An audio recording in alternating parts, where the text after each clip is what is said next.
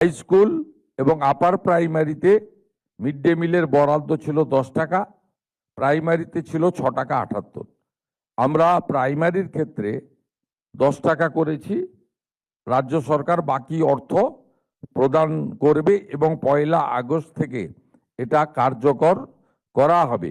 1 আগস্টেই pilot project হিসেবে কলকাতার একটি বড় অংশে ইসকনের দ্বারা মিড ডে মিল বিতরণ হবে এবং ইসকন সাত্ত্বিক শুদ্ধ প্রোটিনযুক্ত খাওয়ার পরিবেশন করবেন।